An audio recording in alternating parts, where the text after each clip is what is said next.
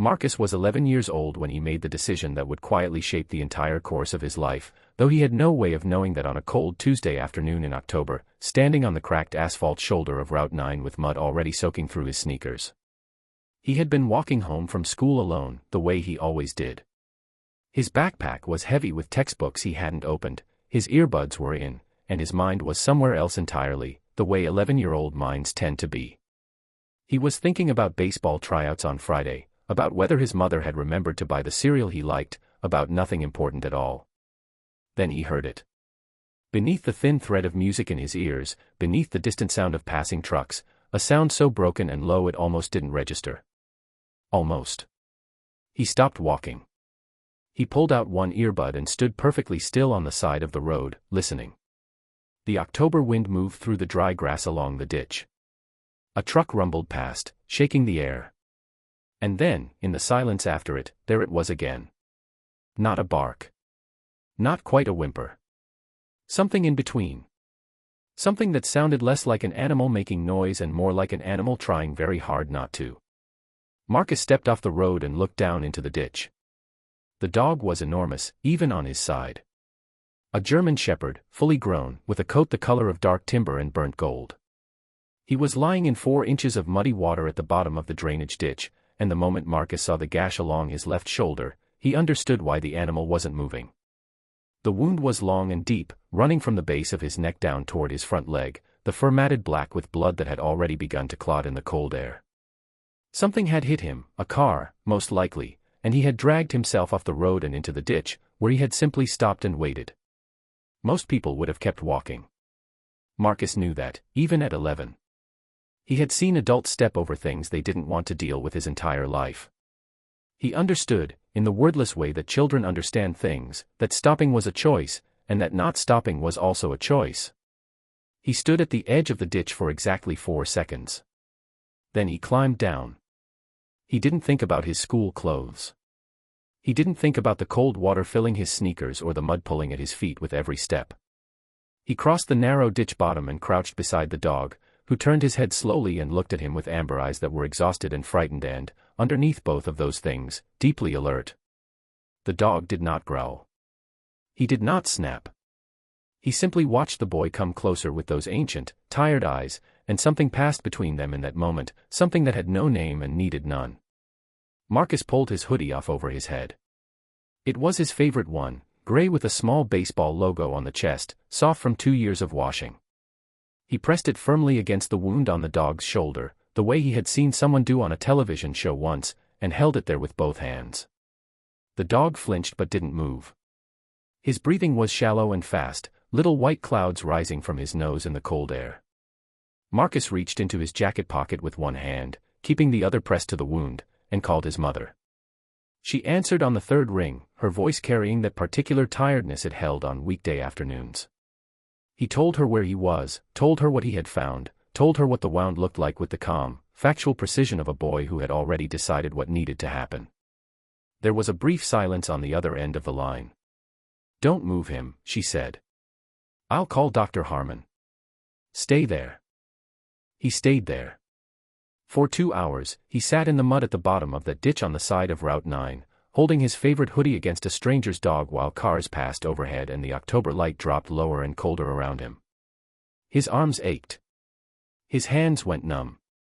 The dog's breathing gradually slowed from panicked and shallow to something steadier, something that sounded more like trust. At some point during that second hour, the dog rested his heavy head against Marcus's knee and closed his eyes. Marcus named him Rex while they were still in the ditch. He said it out loud, quietly, just to see how it felt. Rex opened one eye, then closed it again. That was enough. Dr. Harmon arrived with his truck and a folding stretcher, and together they lifted the dog carefully up out of the ditch and into the back. Marcus's mother stood on the road shoulder with her arms crossed over her chest, looking at her son, muddy from the waist down, shivering, no hoodie, completely unbothered, with an expression he couldn't quite read. It wasn't anger. It was something more complicated than that. In the truck on the way to the clinic, she told him they couldn't keep the dog. They would help him, get him treated, and then find him a proper home. Marcus listened to all of this carefully and said nothing. He had learned early that saying nothing was sometimes more powerful than saying anything at all. He looked out the window at the passing fields and thought about the way Rex had closed his eyes and trusted him completely, there in the cold mud, with nothing to go on but instinct. The surgery took 3 hours.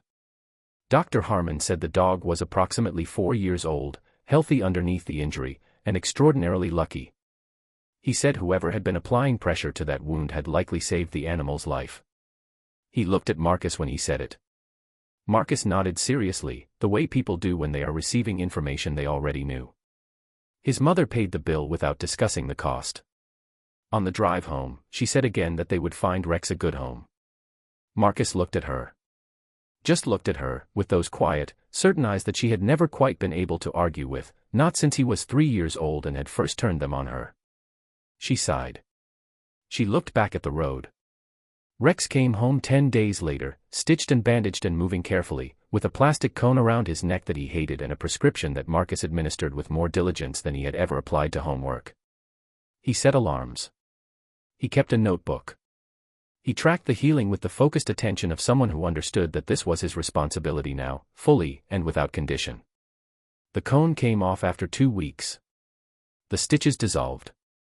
The fur grew back slowly over the next 2 months, leaving a thin pale scar along Rex's shoulder that you could only feel if you ran your hand the wrong way through the coat.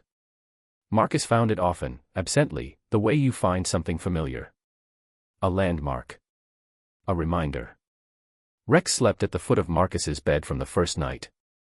He ran beside Marcus's bike on weekend mornings along the quiet roads outside town, matching his pace with an ease that made it seem like they had always done this.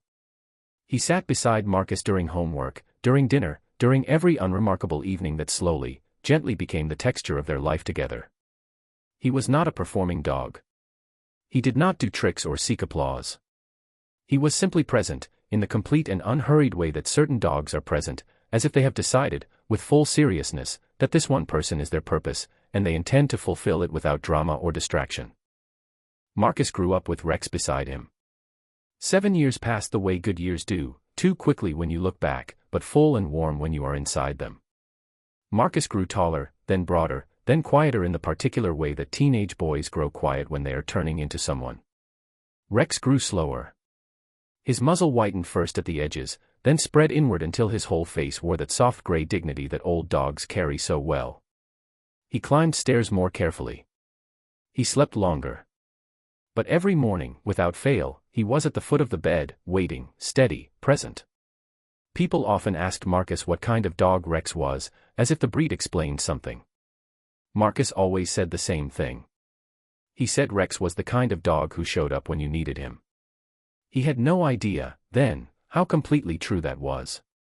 He had no idea that on a black January night 7 years in the future, on an icy bridge over a freezing river, Rex would prove it in a way that neither of them would ever have to speak of again, because some things that happen between a boy and his dog exist beyond the reach of words, in a place where only the two of them will ever fully understand what was given, and what was returned. But that night had not come yet. For now, Rex was asleep at the foot of the bed, breathing slowly in the dark, and Marcus was 18 and alive and had no idea what was coming. Neither of them did the night it happened. The weather had been wrong all day. Marcus felt it in the morning, that particular heaviness in the air that sits over everything before a storm, pressing down on rooftops and tree branches and the shoulders of people who have learned to pay attention to such things. The sky was the color of old pewter, low and seamless, and the temperature had been dropping since noon in that slow, deliberate way that January does when it means business. He almost didn't go out.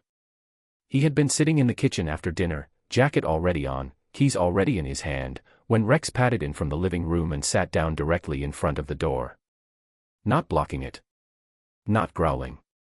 Just sitting there, looking at Marcus with those amber eyes that had gone deeper and quieter with age, the way still water looks deeper than moving water. Marcus looked back at him for a moment. Then he reached down and scratched behind the old dog's ears, told him he'd be back in an hour, and walked out. He thought about that moment often, afterward. The way Rex had sat there. The particular quality of the silence between them. He didn't know what to call it, exactly. He only knew that something in him had registered it, had filed it away without understanding it, the way the body sometimes knows things before the mind catches up. The drive to Tyler's place was 20 minutes on a normal night. Marcus had made it 100 times. He knew every turn, every dip in the road, every place where the tree line opened up and the wind came across the fields without anything to slow it. He knew the bridge over Coldwater Creek at the bottom of Mill Run Road, the one with the old iron railings that the county had been promising to replace for 3 years. He knew it the way you know things you pass every day without ever truly looking at them.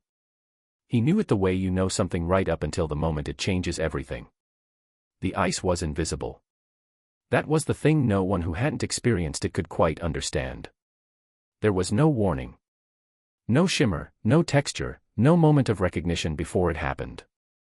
1 second Marcus was driving normally, the familiar bridge rising in his headlights ahead of him, and the next second the car was doing something entirely beyond his control, sliding with a silent, terrible smoothness that felt less like an accident and more like a decision the road had made without consulting him.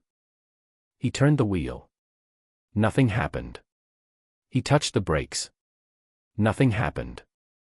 The car moved sideways across the bridge in a long, graceful arc that lasted approximately 2 seconds and felt like much longer, and then the railing, old iron, 3 years past replacement, gave way, and the car left the bridge entirely, and Marcus had exactly enough time to understand what was happening before the black water came up and swallowed everything.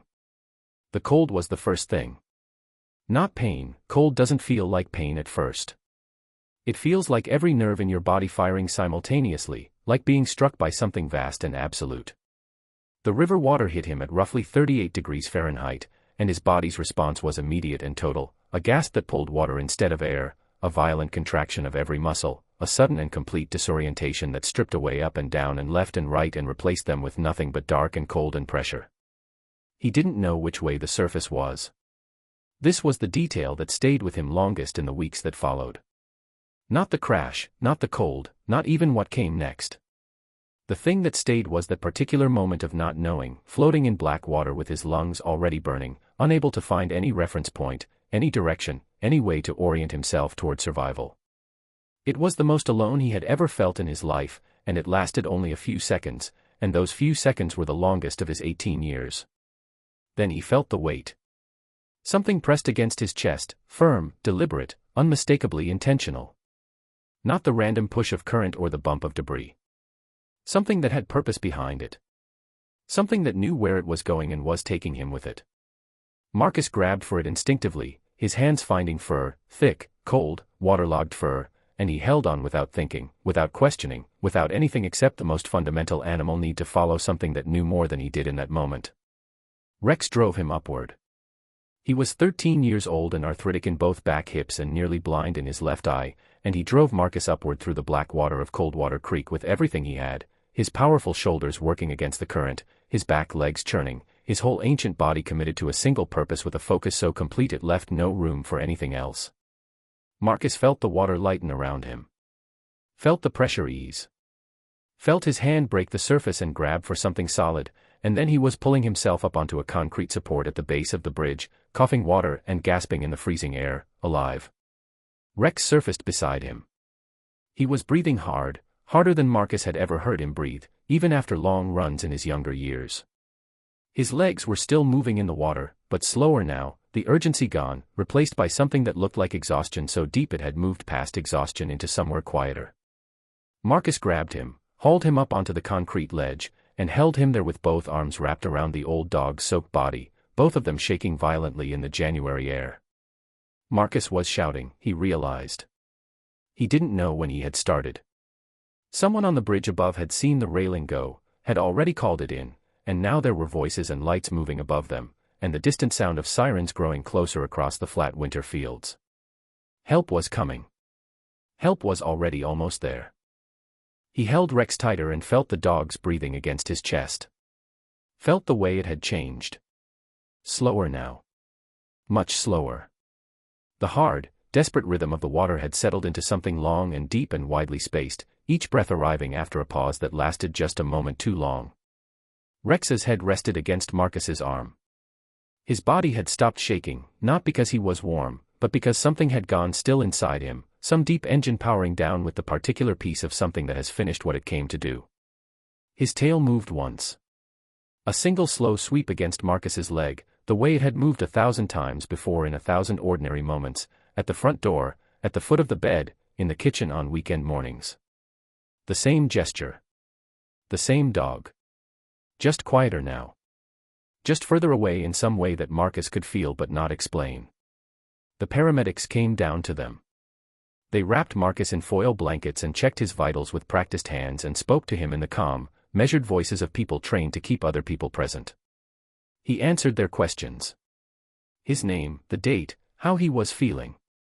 He answered all of it correctly and completely, because some part of him was functioning on autopilot, the competent mechanical surface of a person doing what needs to be done while something else entirely happens underneath. Underneath, he was holding Rex. They told him gently, at some point, that the dog needed to be seen too. Marcus nodded. He didn't let go. There was a conversation happening around him, kind voices, careful words, and at the center of all of it, Marcus sat on a concrete ledge under a bridge in January with his arms around his dog, and the sirens faded, and the voices softened, and the night got very quiet. The vet came within the hour. Dr. Harmon, the same Dr. Harmon who had stitched Rex's shoulder on a cold October evening 7 years ago, who had looked at a muddy 11-year-old boy and said that whoever had been applying pressure to that wound had likely saved the animal's life. He examined Rex with gentle, knowing hands, and his face said what his words then confirmed in the quietest possible way. Rex's heart had simply stopped. The effort, the cold, the current, the full and total expenditure of every reserve his aging body still held, had been more than a heart that old could sustain once the need had passed. Dr. Harmon said it would have been peaceful. Said that after something like that, the body just lets go. Said there was no suffering, only the deep and complete rest of a thing fully spent.